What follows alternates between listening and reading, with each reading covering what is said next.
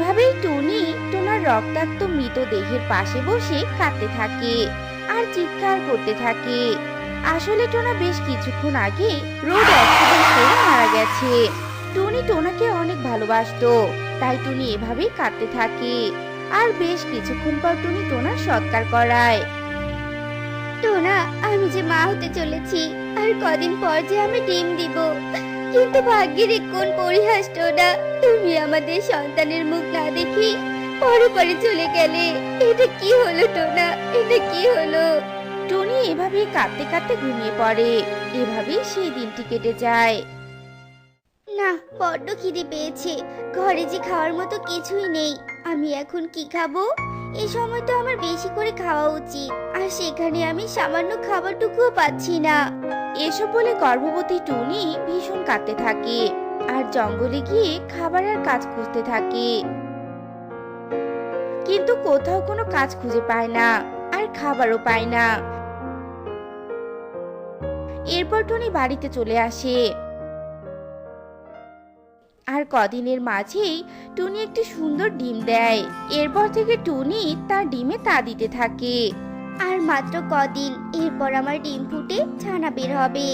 আমার পেটে ক্ষুধার যন্ত্রণা থাকলেও আমি যখন আমার ছানাকে দেখব, তখন আমার যে সব কষ্ট দূর হয়ে যাবে। এরপর টুনি খুশিতে আত্মহারা হয়ে তার ডিমে তা দিতে থাকে। এভাবেই তা দিতে দিতে টুনির ডিম ফুটে একটি মিষ্টি কন্যা সন্তান বের হয়। এ দেখে টুনি ভীষণ খুশি ছিল। বাহ, কি মিষ্টি দেখতে আমার মেয়েটা। আয় মা, আমার বুকে আয়। মা, মা, আমি তোমাকে দেখতে পাচ্ছি না মা, আমি চোখে কিছুই দেখতে পাচ্ছি না। চারদিকে কেমন অন্ধকার হয়ে আসছে মা, আমার খুব ভয় করছে। সে কি কথা রে মা, এই তো আমি তোর সামনে আছি রে মা। আমি টুনি, দেখ তোর সামনে দাঁড়িয়ে আছি আমি। তুই এখনো দেখতে পাচ্ছিস না আমাকে? মারে। না মা, আমি তোমাকে দেখতে পাচ্ছি না, আমি কিচ্ছু দেখতে পাচ্ছি না। আমার খুব কষ্ট হচ্ছে মা। মেয়ের এমন কথা শুনে টুনির আর বুঝতে বাকি থাকে না যে টুনি অন্ধকন্যার জন্ম দিয়েছে। এরপর টুনি ভীষণ কাঁদতে থাকে। হে ঈশ্বর, তুমি আমাকে এত বড় শাস্তিটা কেন দিলে ঈশ্বর? এত বড় শাস্তিটা আমাকে না দিলেও পারতে। তুমি আমার মেয়েকে কেন অন্ধ বানালে ঈশ্বর, কেন? আমার মেয়েটা যে আর কোনোদিন দুনিয়া দেখতে পারবে না, তুমি আমাকে অন্ধ বানাতে। এরপর টুনি অনেক কাঁদতে থাকে। এরপর শুরু হয় টুনির অন্ধ মেয়েকে নিয়ে নতুন পথ চলা। মা, ও মা, পৃথিবী দেখতে কেমন মা? পৃথিবী দেখতে অনেক সুন্দর, তাই না মা? আমার মাঝে মাঝে খুব পৃথিবী দেখতে ইচ্ছে করে মা। তুই এভাবে বলিস না রে মা, আমার যে তোর মুখে এমন কথা শুনলে ভীষণ কষ্ট হয়। হ্যাঁ রে মা, পৃথিবী অনেক সুন্দর। সুন্দর সবুজ গাছপালা আছে পৃথিবীতে, অনেক বাড়িঘর আছে। আর মা, তুমি দেখতে অনেক সুন্দর, তাই না মা? মায়েরা সবসময় সুন্দর হয় রে মা, তাই তোর মাও অনেক সুন্দর। সে কি মা, তুমি কাঁদছো কেন? কেঁদো না তো মা, চলো মা, আমরা মামি ঘুমিয়ে পড়বো। তুমি তো আবার সকালে কাজে যাবে, তাই না? একদম কেঁদো না, তুমি কাঁদতে যে আমার ভীষণ কান্না পায় মা। মেয়ের এমন কথা শুনে টুনি চুপ হয়ে যায় আর নীরবে চোখের জল ফেলতে থাকে। এভাবে দিন কাটতে থাকে। একদিন টুনি ওর মেয়েকে বাড়িতে রেখে কাজে যায়। উফ, বড্ড জল তেষ্টা পেয়েছে, গলা শুকিয়ে একদম কাঠ হয়ে গেছে। কোথায় জল পাবো এখন আমি? জলের কলস কোথায় থাকে আমি তো সেটাই জানি না, কি করি তাহলে? এরপর টুনটুন হাতিয়ে হাতিয়ে জলের কলস পুরো ঘরে খুঁজতে থাকে। এমন সময় টুনটুন চেয়ারের সাথে হোঁচট খেয়ে মেঝেতে পড়ে যায়। মরে গেলাম গো, আমার পাটা মনে হয় ভেঙে গেল। মা, মরে গেলাম মা। টুনটুন যখন এভাবে কাঁদছিল, এমন সময় সেখানে টুনি চলে আসে। এ কি সোনা মা আমার, তোর এমন অবস্থা কি করে হলো রে মা? আমার জল তেষ্টা পেয়েছিল মা, জল খুঁজতে গিয়ে কিছুর সাথে যেন হোঁচট খেয়েছি মা। আহারে সোনা মেয়ে আমার, তুই একদম কষ্ট পাস না মা। আসলে আমারই দোষ, আমি তোকে একা একা রেখে কাজে যাই। কি করব বল মা, কাজে না গেলে যে আমার মুখে দানা পানিও জুটবে না রে। এরপর টুনি মেয়ের জল ঢেলে দেয়। এরপর রাত হয়ে যায় আর চারিদিকে তখন পূর্ণিমার আলো জ্বলজ্বল করছিল। এমন সময় টুনি চাঁদের আলোয় মেয়েকে নিয়ে গল্প করছিল।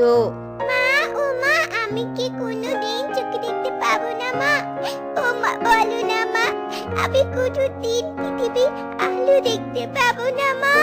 টুনি মেয়ের এমন কথা শুনে অনেক মন খারাপ করে আর মনে মনে বলতে থাকে, মেয়েটাকে এখন আমি কি উত্তর দিব? মেয়েটা যে আমার বড্ড কষ্ট পাচ্ছে। না, কিছু একটা বলে বুঝিয়ে রাখি মেয়েটাকে। যদি মেয়েটা জানতে পারে যে ও আর কোনোদিনও চোখে দেখতে পারবে না, তাহলে অনেক কষ্ট পাবে। কি হলো মা, তুমি চুপ করে আছো কেন? হ্যাঁ রে মা, পারবি তো। আকাশে এই বড় তারাটির পাশে যেদিন আরো একটি হলুদ তারা এসে জুড়ে যাবে, সেদিন তুই চোখে দেখতে পারবি রে মা। টুনটুন মায়ের কথায় কিছুই বুঝতে পারে না, শুধু এতটুকু জানে যে যেদিন বড় হলুদ তারা আকাশে উঠবে সেদিন টুনটুন চোখে দেখতে পারবে। এটা নিয়ে যেন টুনটুন বাঁচতে শুরু করে। এভাবেই দিন কাটতে থাকে। একদিন টুনি মেয়েকে নিয়ে বনে কাঠ কুড়োতে যায়। মা, টুনটুন, আমি কাঠগুলো কুড়িয়ে নিয়েছি, তুই চুপটি করে এখানে বসে থাক কেমন? কোথাও যাবি না কিন্তু। পাশে নদী আছে, একবার পড়ে গেলে সর্বনাশ হয়ে যাবে। এরপর টুনি কাজে ব্যস্ত হয়ে পড়ে।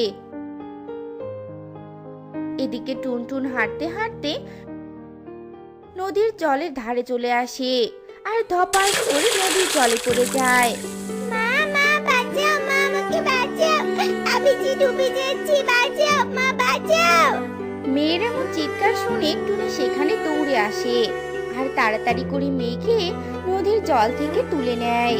তোকে বলেছিলাম আমি কোথাও যাস না, কিন্তু শুনলি না তো আমার কথা। দেখলি এক্ষুনি কত বড় একটা অঘটন ঘটতে যাচ্ছিল। কি করবো মা, এতক্ষণ কি এক জায়গায় বসে থাকা যায় নাকি বল? তাই তো আমি একটু হাঁটছিলাম। আর কখনো এমনটা করবো না মা, তুমি আমাকে আর বকো না। এরপর টুনি ওর মেয়েকে নিয়ে বাড়িতে চলে যায়। এভাবেই দিন কাটতে থাকে। টুনটুন রোজ ওর মাকে জিজ্ঞেস করতে থাকে আকাশে হলুদ তারাটি উঠেছে কিনা, কিন্তু টুনি মেয়ের এমন কথায় কোনো উত্তর দিতে পারতো না। এভাবেই আরো দিন কাটতে থাকে। একদিন টুনি আবারও মেয়েকে নিয়ে চাঁদের আলোয় গল্প করছিল। মা, ও মা, আমার আর কতদিন পর চোখ ঠিক হবে মা? আমিও কুহু ছালদের মতো স্কুলে যেতে চাই মা, পড়াশোনা করতে চাই। টুনটুন যখন এভাবে বলছিল এমন সময় সেখানে একটি পরী আসে আর আকাশে হলুদ তারা ওঠে। হলুদ তারা দেখে টুনি ভীষণ অবাক হয়ে যায় আর পরী বলে ওঠে, অবাক হবে না টুনি, আজ আমি এটাকে সত্যি করে দিলাম জাদু করে। কারণ আমি অনেকদিন থেকে তোমার মেয়ের এসব কষ্ট দেখে আসছি, তাই আজ আমি তোমার মেয়ের চোখ ঠিক করে দিব। এরপর পরে জাদু করে টুনটুনের চোখ ঠিক করে দেয় আর টুনটুন সবকিছু দেখতে পেয়ে ভীষণ খুশি হয়। মা, ও মা, আমি সবটা দেখতে পাচ্ছি মা। তোমাকে দেখতে পাচ্ছি মা। সত্যি পৃথিবীটা অনেক সুন্দর মা, আমি ভীষণ খুশি হয়েছি। মেয়ের এমন খুশি দেখে টুনিও অনেক খুশি হয়।